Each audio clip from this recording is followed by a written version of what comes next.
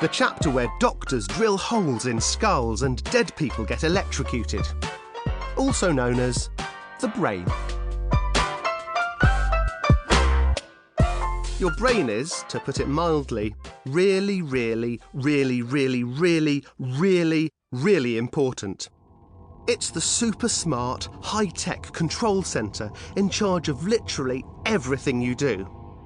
When you eat, for example, that's your brain telling your teeth to chomp, and your tongue to swish, and your esophagus to... esophagize? Oh, esophagus means your food pipe, by the way. Need to run away from a tiger? Well, your brain will order your legs to move, and your arms to flail around, and your mouth to scream, and your bum to fart. Oh, is it just me who farts when I'm scared? But the brain hasn't always got the respect it deserves. Years and years ago, humans were a bit slow to work it all out. Can you blame them? They didn't have the internet for a start. Also, I hadn't written this book yet. But if you didn't have the first clue about how the body works, would you really look at that big, ugly pile of slimy sausages inside your head and think, well, that must be the most important part of the body? Probably not, and that's if you'd even managed to find the brain in the first place. It's securely hidden away in its secret lair, inside a big, thick lump of skull. I mean, the skull is a big, thick piece of bone, not that you're thick. Please don't send any emails complaining about that. You could say that this chapter's only half written because there's loads of things we still don't know about the brain, even some quite major stuff like what bits of it make us clever. Your poor listeners.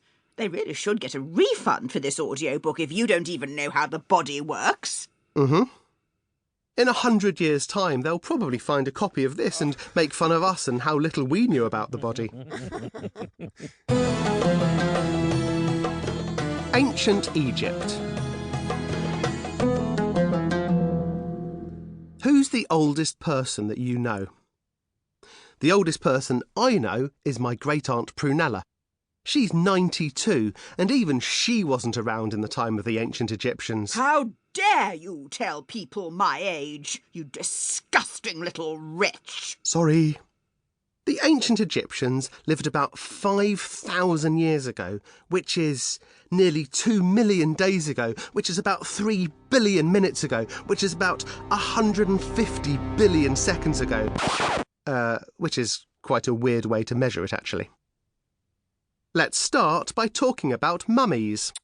And I don't mean the people who tell you off for not eating your mushrooms or when you wipe your nose on your sleeve. I mean the kind of mummy you dress up as when you need a last-minute Halloween costume and all you can find are 10 rolls of toilet paper. The ancient Egyptians believed that when you died, there was something called an afterlife that was apparently much nicer than ordinary life. Less homework and more chocolate. To prepare important people like kings and queens for the afterlife, they mummified their bodies. I'm glad they waited until people were dead because mummification is not a very fun process. Priests would hopefully put some gloves on first, then remove all the person's organs, then embalm the rest of the body, which means using substances like salt to stop it going all mouldy. Just before they wrapped the body in those spooky-looking bandages, they would pop the heart back inside because they realised it was very important. Some other organs, like the lungs and the stomach, would be put in special jars to sit alongside the body for its journey to the afterlife. A bit like hand luggage when you go on holiday. And how about the brain?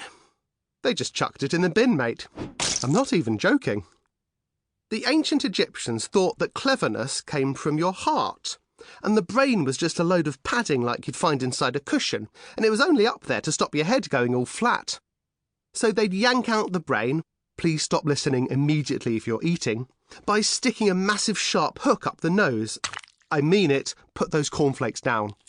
And then they'd scoop it out like the world's biggest bogey before splatting it straight in the rubbish. And then they'd shove a load of old cloth into the empty skull. How rude. Let's hope their afterlife didn't involve lots of spelling tests, because those old royals wouldn't have done very well at all with a load of tea towels where their brains should be.